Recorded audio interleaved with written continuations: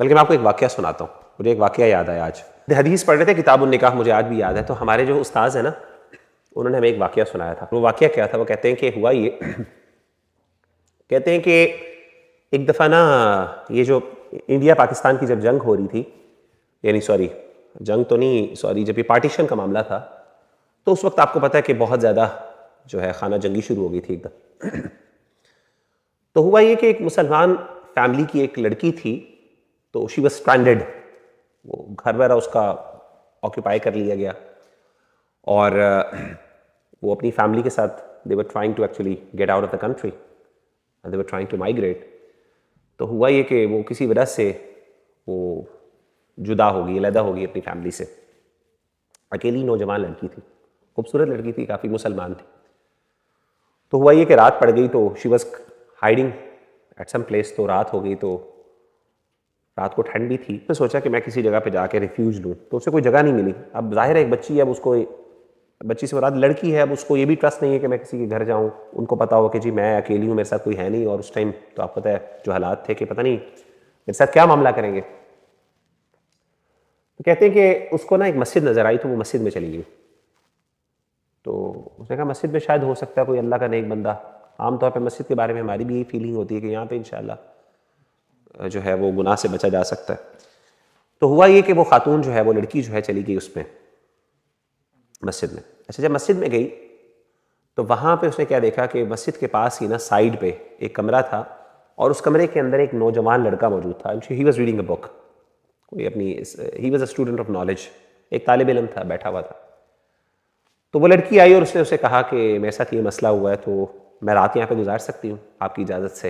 मेरे पास कोई और नहीं है और मुझे कहीं और सेफ प्रोटेक्शन वाली जगह नहीं मिलती, तो अगर आप इजाज़त दें तो आप। उसने कहा बैठा ना। अच्छा, अब हुआ ये कि वो लड़का कहता आप वो पीछे बैठ जाएं और ये चादर शादर लपेट लें, कोई मसला नहीं, आप make your self feel comfortable. और वो खातून बैठ गई, डर के, बच्ची भी थी, यंग भी थी। अब वो लड़का भी नौजवान था, और वो कहते हैं कि वो हमारे उस्ताद बताते हैं कि उसने ना एक वो मोमबत्ती चलाई हुई थी, और मोमबत्ती के चलाने के साथ ना ही वॉज जस्ट रीडिंग। तो कहते हैं कि उसने एक दो दफ़ा ना उसको देखा है, लड़की को। अब इमेजिन करें कि अंधेरा रूम है, रात का कमरा है, कोई बेचारी लावारिस है, कोई उसको प्रोटेक्ट करने वाला नहीं, कोई देखने वाला नहीं। और इन हालात के अंदर कौन बंदा जो इस तरह की चीज़ों के बारे में परवाह करेगा? ठीक है ना, कोई बंदा नहीं। तो कोई यानी कवानीन या कानून या लॉ, उसकी भी कोई इम्प्लीमेंटेशन या एप्लीकेशन उस टाइम पॉसिबल नहीं होती। तो ऐसे मौके के ऊपर एक बंदा कुछ भी कर सकता है किसी औरत के साथ। तो वो बैठा रहा, तो उसने एक दफ़ा देखा, उसके बाद उसने ना क्या करना शुरू कर दिया, आग को ना ऐसे पकड़ना शुरू कर दिया, ऐसे ऐसे करके। तो कहते हैं ऐसे पूरी वो पढ़ता रहा, फिर साथ पढ़ता रहा, रात गुजर गई, पूरी रात गुजर गई। तो उसके बाद सुबह हुई, और वो अल्लाह की तरफ से वो उसकी जो फैमिली थी वो आगे ढूंढते ढूंढते, और उन्हें पता किया, तो उनको अपनी बेटी मिल गई और वो उसको लेके चले गए। अब हुआ ये कि जब लेके गए, तो कुछ देर बाद, कुछ महीनों बाद या कुछ टाइम के बाद, उस लड़की का बाप आया उसके पास, उस यंग लड़के के पास, और उसने कहा कि मैं आपका शुक्रिया अदा करना चाहता हूँ, और शुक्रिया अदा इस तरह करना चाहता हूँ कि आपने मेरी बेटी की हिफाजत की, तो मैं चाहता हूँ कि मैं अपनी बेटी की शादी आपसे कर लूँ, और ये मेरी बेटी की बड़ी ख्वाहिश है इस बारे में। तो वो बड़ा खुश हुआ, उसने कहा जी बिल्कुल, वो लड़की बड़ी खूबसूरत थी, अच्छी फैमिली से भी उसका ताल्लुक था, तो वो उसने कबूल कर लिया और उनका निकाह हो गया। तो जब निकाह हुआ, तो जब वो अपनी बीवी के पास गया, तो उसकी बीवी ने उससे पूछा, बड़ी खुशी हुई दोनों को आपस में शादी करके। तो उसकी लड़की ने, उसकी जो लड़की थी, यंग लड़की थी, जो उसकी वाइफ थी, उससे पूछा कि रात को मैंने आपको देखा था, आपने मुझे एक दो दफ़ा देखा, और उसके बाद आपने आग पे अपनी उंगलियां गर्म की थी या उसको पकड़ा था, तो वो क्यों किया था आपने?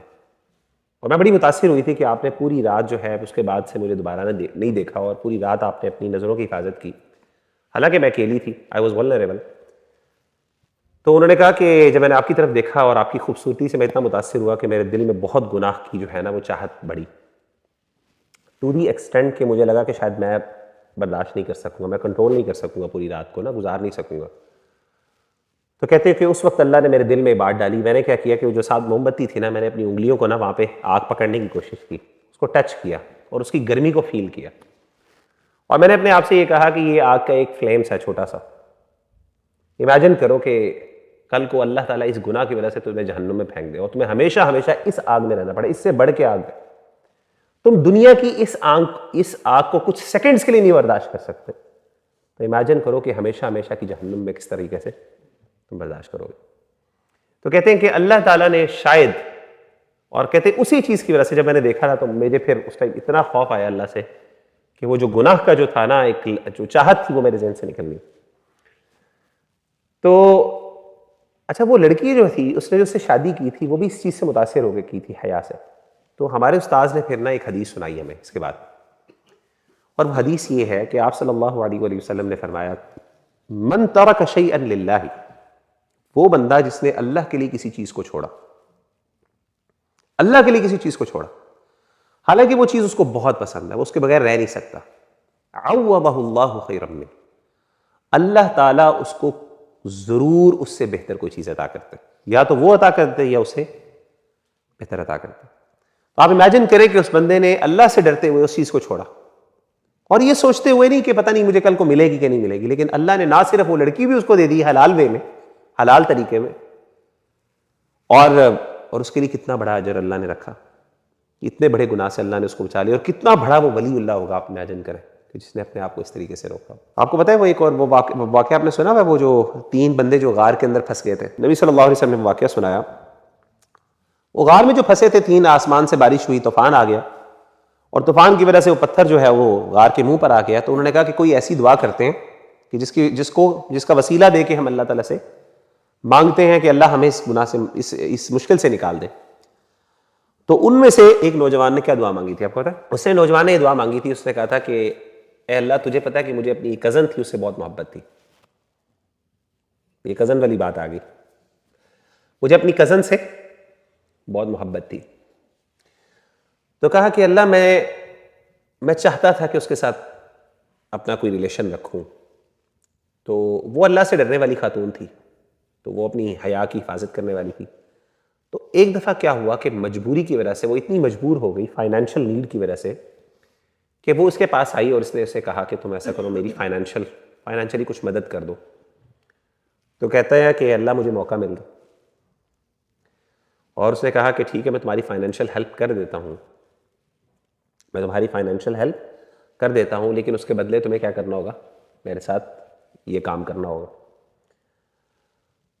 तो वो बंदी बेचारी बड़ी, उसका दिल टूटा, लेकिन इतनी मजबूर हो गई, बाकायदा हदीस में तफसील मौजूद है, आप पढ़ें, कि वो इतनी मजबूर हो गई कि शी कंप्लाइड, और उसने कहा ठीक है। और अल्लाह, जब तुझे पता है कि वो बाकायदा जगह और टाइम डिसाइड हो गया कि तुमने फलां टाइम पे मिलना है, फलां जगह पे हम ये काम करेंगे।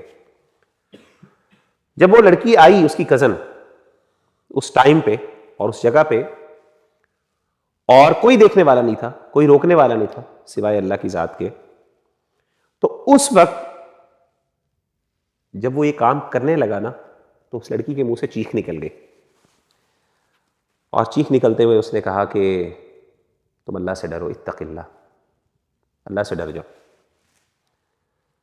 और जो चीज़ अल्लाह ने तुम्हारे हक में नहीं रखी, जो चीज़ अल्लाह ने तुम पर हलाल नहीं की, उसको उस पर तुम जो है ना हद से ना बढ़ो। मतलब अल्फाज मुझे याद नहीं एग्जैक्ट, लेकिन मानी कुछ इस तरह के हैं। तो उसने कहा कि अल्लाह से डरो। तो अल्लाह उस वक्त इस औरत की, अपनी इस कज़न की बात, हालांकि मेरे पास सब इख्तियार था, I was about to do that, उसने मुझे रोकना नहीं था, लेकिन उसके मुंह से एक जुमला निकला ईमान की वजह से, और इतना ज़्यादा वो इन्फ्लुएंस हुए इस जुमले से, अल्लाह के नाम से, कि अल्लाह, ना सिर्फ मैंने उसको छोड़ दिया, उस गुनाह को नहीं किया, बल्कि उसके साथ साथ मैंने क्या किया, उसको मैंने वो पैसे भी दिए, उसकी मदद भी की। अल्लाह, वो मैंने सिर्फ तेरे लिए किया था, तुझे पता है कि मुझे कोई रोकने वाला नहीं था, कोई इसमें मुझे पर्सनल बेनिफिट नहीं था, बल्कि मैं अपने पसंद के खिलाफ जाके मैंने ये काम किया। अल्लाह, अगर तुझे वाकई वो मेरा काम पसंद आया, तो तू ऐसा कर कि मुझे इस मुश्किल से निकाल दे। हदीस में आता है, नबी सल्लल्लाहु अलैहि वसल्लम ने फरमाया कि बाकायदा फिर वो पत्थर हट गया था। वो तीसरा बंदा था जिसने ये दुआ की थी। आप इमेजिन करें कि ये जो नेकियां होती हैं ना, ये छोटी नहीं, बहुत बड़ी बड़ी नेकियां हैं। ये इंसान का असल किरदार और असल इंसान का जो कैरेक्टर है ना, ये इन चीज़ों के ऊपर डिपेंडेंट होता है। मैंने आपको बहुत सी चीज़ें और भी बतानी थी, अल्लाह की तरफ से बस वो बातें इस तरह की जहन में आ गई मेरे, तो बस वो बात कहीं से कहीं चली गई। बताना ये है कि मोहब्बत जो है ना, ये दिल जो है, याद रखिएगा कि ये दिल, इसमें ईमान मौजूद है। ये दिल कोई छोटी चीज नहीं, ये बहुत बड़ी चीज है। इसकी हिफाजत जो है ना, वो आप पर अल्लाह ने डाली है कि इसकी हिफाजत आपने करनी। और याद रखिएगा कि जब आपका दिल फारिग होगा, आप अपने दिल के इर्द गिर्द जो है वो डिफेंसेस खड़े नहीं करेंगे, तो ये फिर इस तरह की चीजों का शिकार होगा। One of the major causes of इश्क, और ये सारे रिलेशनशिप्स की वजह क्या होती है? नजर की हिफाजत एक तो है, दूसरी चीज है अपने दिल को फारिग रखना, अपने दिल को खाली रखना, अपने आप को बिजी ना करना, डिस्ट्रैक्ट ना, अपने आप को मसरूफ ना करना। जो फारिग लोग होते हैं ना, आमतौर पर वो इस तरह के गुनाह पड़ते। इमाम ने क़य्यिम रहमहुल्लाह कहते हैं, अल इश्क हरकत क़ल्बिन फारिग। इश्क जो है ये एक फारिग दिल की काम, उसकी अमल। आखिरी बात करके बात खत्म करता हूं। मुगीरा भाई, मैं बहुत कोशिश करता हूं या करती हूं, बहुत कोशिश की है, बहुत दुआएं की है, मैं उसको नहीं बुला पाता या बुला पाती। इम्पॉसिबल। सुभान अल्लाह। यकीन करें इसका कोई हल नहीं है सिवाय अल्लाह से दुआ के, और कोई। आप मुझे खुद बताएं, एक बंदा अगर इसमें है तो मैं उसको कोई गोली दे सकता हूं जिससे ये सब कुछ खत्म हो जाए? ऐसा नहीं हो सकता। जब इंसान इसमें फंस जाता है ना, फिर इससे निकलना बहुत मुश्किल काम है। अल्लाह माफ करे। Literally it's just going to take your life. मतलब पूरी जिंदगी में एक बहुत बड़ा। और मैं आपको ये भी बता दूं, आपकी शादी भी हो जाए, बाद में जाके ये फीलिंग्स जो है ना, किसी वक्त दोबारा भी ट्रिगर हो जाती। इतना खतरनाक मामला, इतना सेंसिटिव मामला, और हम अपने दिल को हर एक को दे ही जा रहे होते हैं माशाल्लाह। एक तो इमोजी बहुत देते हैं हम, कुछ 600 दिल दे दी, फिर माशाल्लाह अपनी फ्रेंड्स को भी बहुत हमने दिल दिए हुए हैं ना, बड़े हर दूसरे को जाके हम अपना दिल दे रहे होते हैं, है कि नहीं?